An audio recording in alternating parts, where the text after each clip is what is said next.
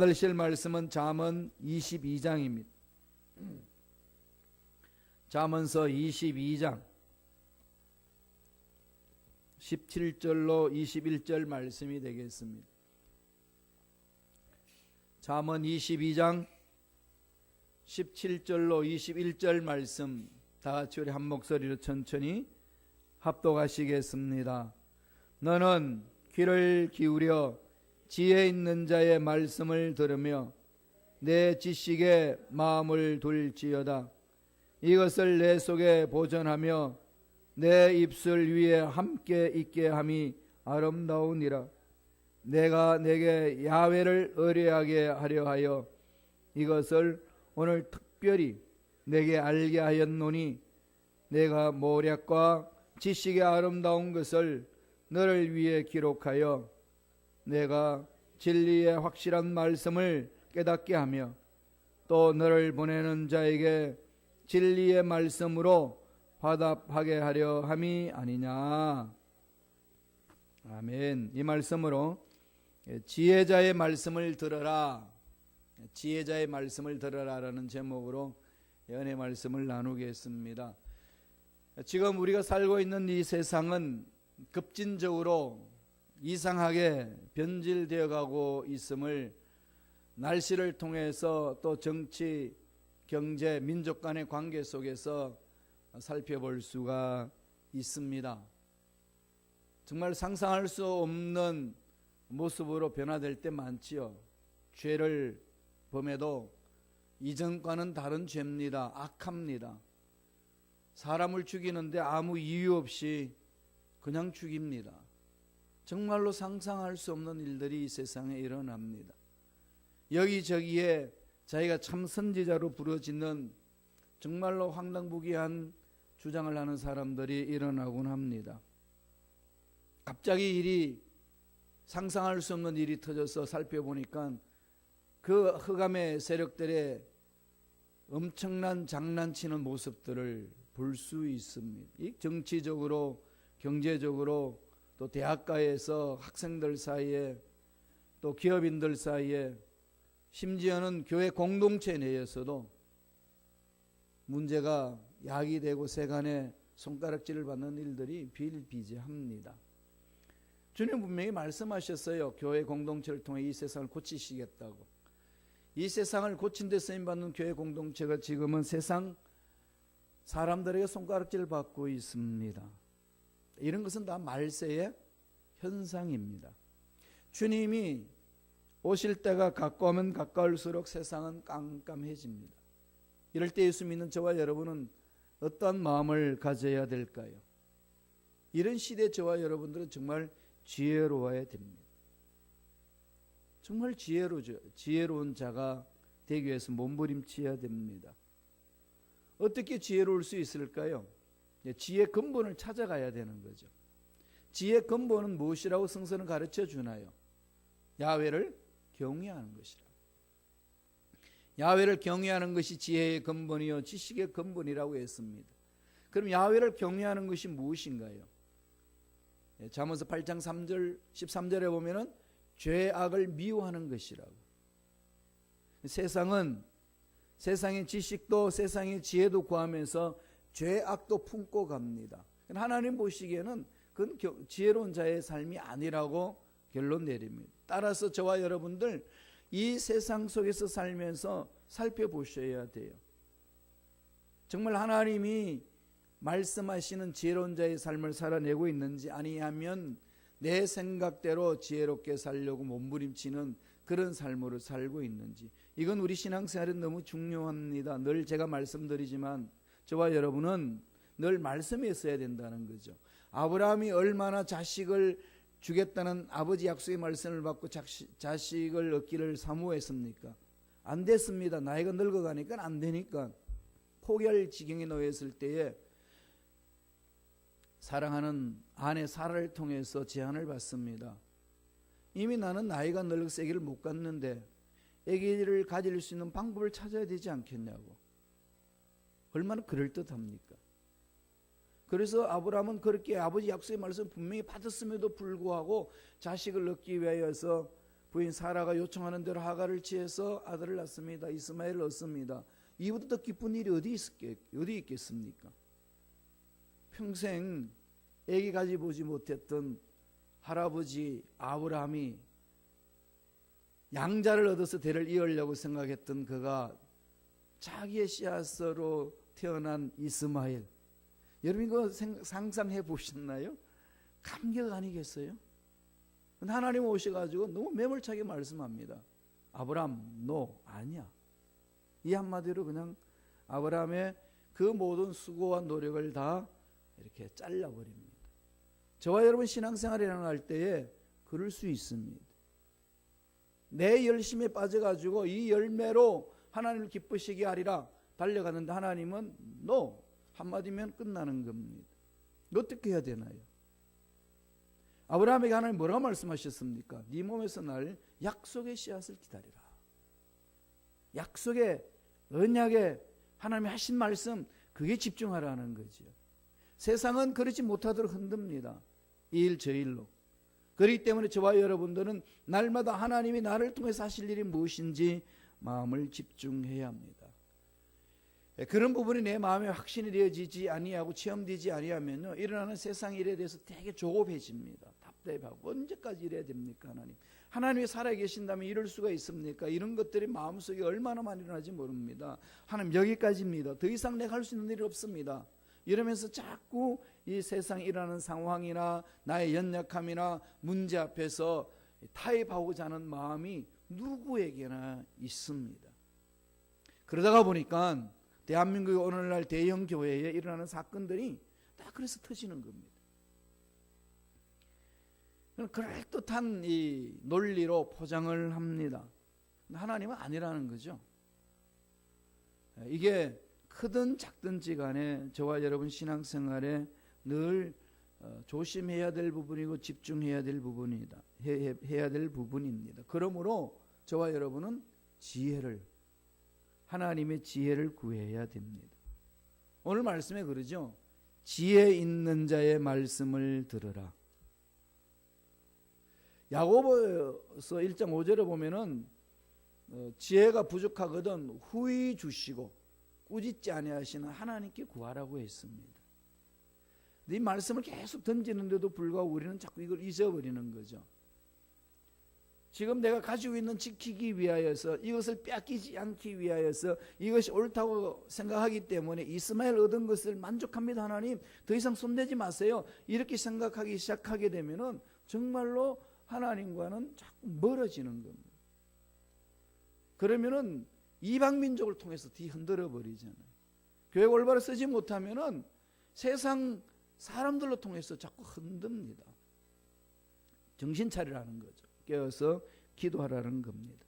그래서 우리는 지혜자의 말씀을 집중해야 돼요.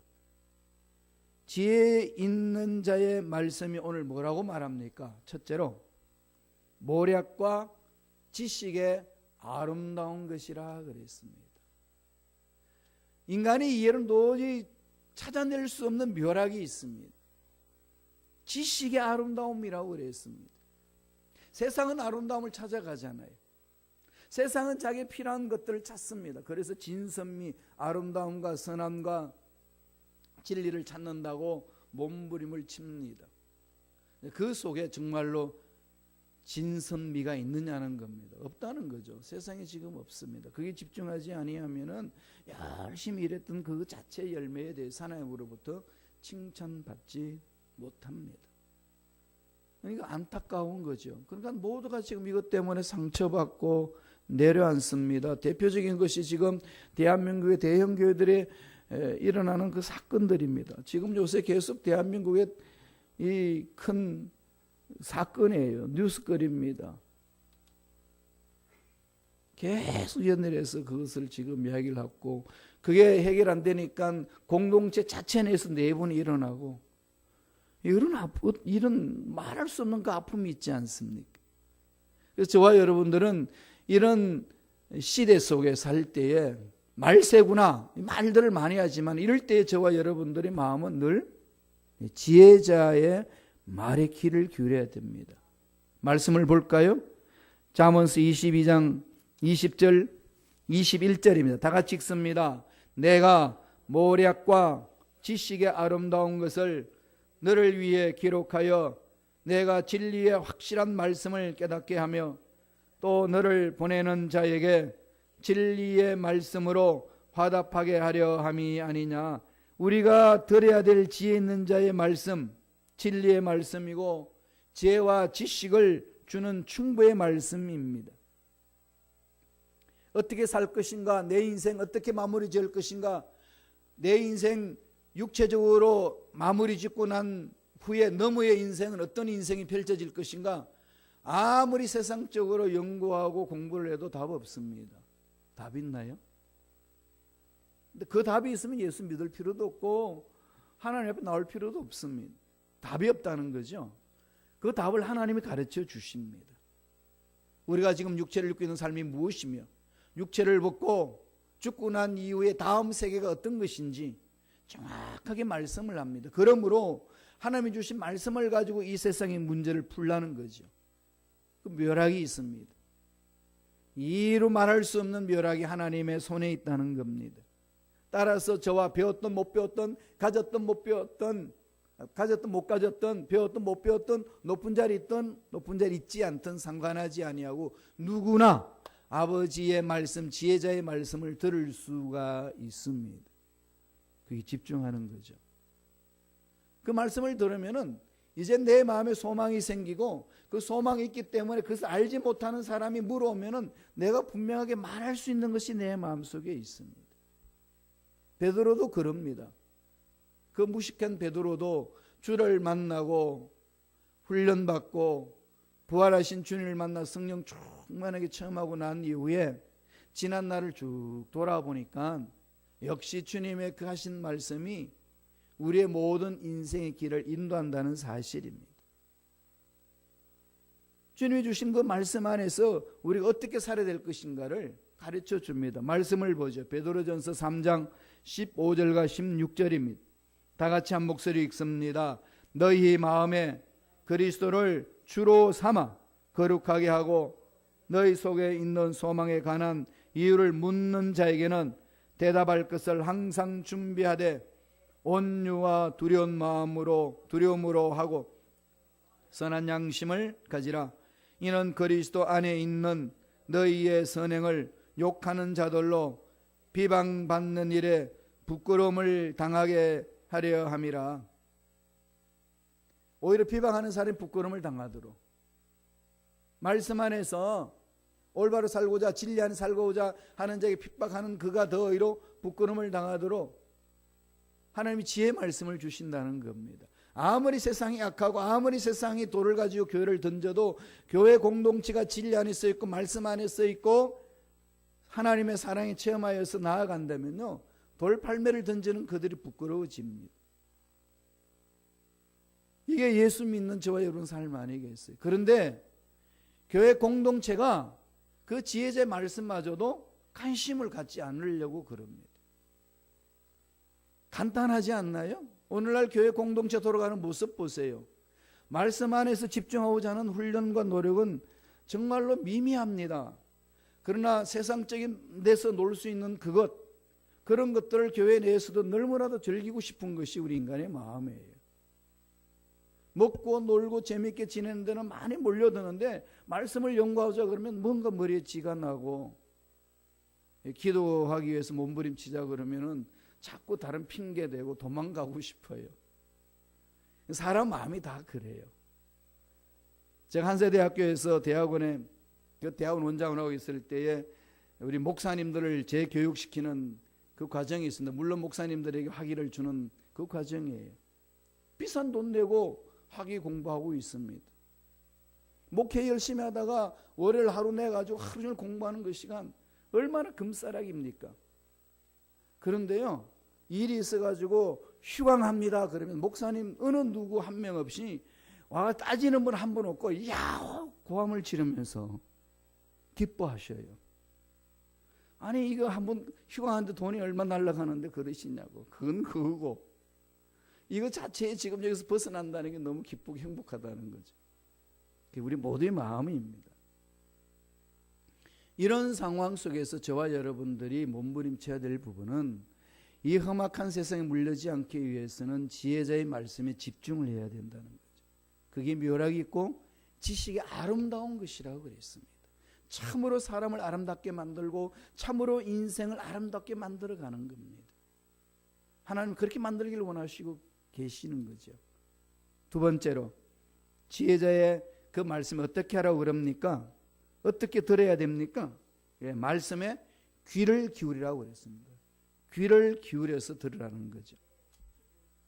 말씀을 잘 들으면 귀를 기울여야 돼요. 저는 오른쪽 귀가 잘 좋지 않기 때문에 사람들이 조곤조곤 이야기하게 되면은 왼쪽 귀를 쫑긋 씌워가지고 그쪽으로 돌려서 아주 집중을 해서 듣습니다. 듣고 싶은 것을 마음을 모으는 거지요. 하나님의 지혜의 말씀을 들으려면 그냥 설렁설렁 들어서는 그것이 마음판에 안 새겨지지 않는다는 겁니다. 귀를 기울여라. 22장 17절 상반절에 있습니다. 읽어볼까요? 너는 귀를 기울여 지혜 있는 자의 말씀을 들으며. 예, 귀를 기울여서 어디로 들어야 될까요? 지혜 있는 자의 말씀에 집중하는 거죠.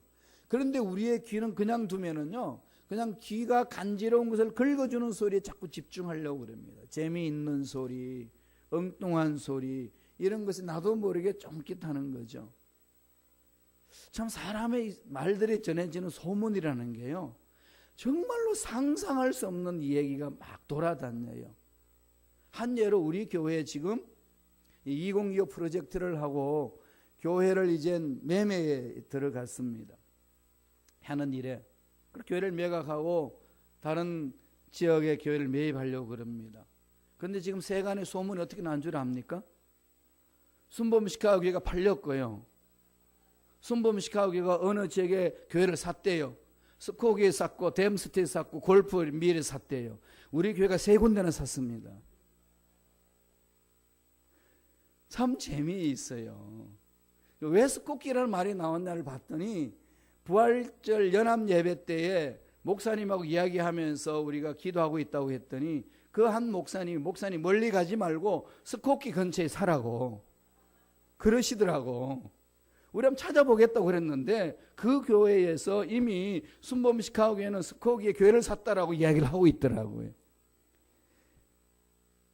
뭐 제가 그냥 여기 샀다 저기 샀다 한 말 하나도 없습니다. 우리 기도합시다. 그런데 이게 한 예입니다. 그렇게 돌아다녀요. 귀는 그런 소리 쫑긋해집니다. 흑암의 세력들이 자꾸 아버지의 지혜로운 말씀을 듣지 못하게 막는 것들이 정말로 많습니다. 그래서 말씀을 읽을 때는요, 귀를 기울이셔야 돼요. 읽을 때 뭘로 읽어야 되겠습니까? 오늘 주시는 말씀이 무엇인가? 설교 듣는 것도 마찬가지입니다. 간절한 마음, 그죠? 간절한 마음으로 말씀을 받고 읽어야 돼요. 간절한 마음으로 설교를 기도하면서 나와야 됩니다. 설교 들을 때는 한 가지만 신경 쓰세요. 하나님께서 오늘 내게 주실 말씀이 무엇인가? 여기 집중해야 되지. 오늘 목사님 설교에 뭘 트집 잡을까? 이렇게 생각하게 되면은요, 이게 이상야릇하게 나아갑니다. 무디 목사님이 시카고에서 부흥성에 막 했는데 그분이 배우지를 못했잖아요. 미국 사람인데 영어를 하는데 영어 다 틀립니다. 문법이 틀려요. 조사가 틀리고 목적어가 틀리고 막 그러는 겁니다. 젊은 친구가 와가지고 목사님 오늘 하신 말씀 속에 이것도 틀리고 저것도 틀렸다고. 그렇게 막 트집을 잡습니다. 하나님은 틀린 것 속에서도 젊은 친구에게 말씀하실 거야. 그 하신 말씀에 귀를 기울여. 왜 내가 틀린 그 말에 자꾸 집중을 하는 거야? 악한 영들은 그런 데 집중하지만 하나님은 그게 집중한 것이 아니라 무식한 나를 통해서 저렇게 진리의 말씀을 선포하는구나. 그렇게 생각하면 그 말씀 속에 하나님의 진리를 찾을 수가 있노라. 그랬습니다. 설교 들을 때 마음에 여러분, 하나님이 이렇게 세워서 말씀 선포하게 했으면은 그 종이 부족해도 자꾸 오늘 하나님이 주신 말씀이 무엇인가, 나에게 주는 진리가 무엇인가, 그게 집중해 보세요. 그러지 않으면 귀가 자꾸 어두워집니다. 히브리서 5장 11절을 보면은요, 이런 말씀이 있어요. 멜기세덱에 관하여는 우리가 할 말이 많으나 너희의 듣는 것이 둔함으로 해석하기 어려우니라. 멜기세덱, 처음도 없고 마지막도 없는 예수 그리스도의 메시아에 대한 것을 상징적으로 말씀하는 그 멜기세덱, 이걸 이야기할 때에 할 말이 많으나 듣는 것이 둔하기 때문에 해석하기 어렵다. 듣는 귀가 둔하다는 거죠. 듣는 귀가 둔하면요, 터집 잡기에 집중을 합니다. 사람들 말을 들어도 자꾸 터집 잡기에 집중하게 되면은 서로들 간에 소통이 일어나지 않습니다. 막히는 거죠. 예레미야 17장 23절을 보세요. 만약에 순종의 자세로 올바로 듣지 못하면 어떤 현상이 일어날까요? 같이 읽겠습니다. 그들은 순종하지 아니하며 귀를 기울이지 아니하며 그 목을 곧게 하여 듣지 아니하며 교훈을 받지 아니하느니라. 교만하게 된다는 거죠. 말씀을 안 받습니다. 교회 공동체에 있는데 마음에는 다른 데 가 있는 거죠. 그럼 마귀가 자꾸 그 마음을 빼앗습니다. 빼앗기지 마세요. 천국은 침노하는 자의 것입니다. 딱 예배 공동체 자리에 앉았으면은 하나님 오늘 나에게 주실 진리의 말씀이 뭔가 여기 집중하세요. 잠언서는 계속 그것을 말합니다. 내 아들아 내 지혜에 주의하며 내 명철에 귀를 기울여라. 내 아들아 내 말에 주의하며 내가 말하는 것에 귀를 기울이라. 잠언서 4장 20절에도 계속 그렇게 말씀하지 않습니까? 귀를 기울여라. 자꾸 진리의 말씀을 찾고자 하는데 귀를 열라는 겁니다. 셋째로, 우리 지혜 있는 자 말씀을 듣고 어떻게 해야 된다고 가르칩니까? 말씀을 마음에 두라는 거죠. 마음에 말씀을 둬야 됩니다. 제일 좋은 방법은 뭘까요? 암송하는 겁니다. 날마다 성경책을 끼고 다닐 수 없잖아요. 머릿속에 넣으세요. 가슴속에 넣어야 됩니다. 마음속에 심겨져야 됩니다. 그러면 많은 분들이 그러세요. 목사님, 나는 머리가 돌 같아가지고 새겨도 잊어먹고 새겨도 잊어먹는다고 그러는데요.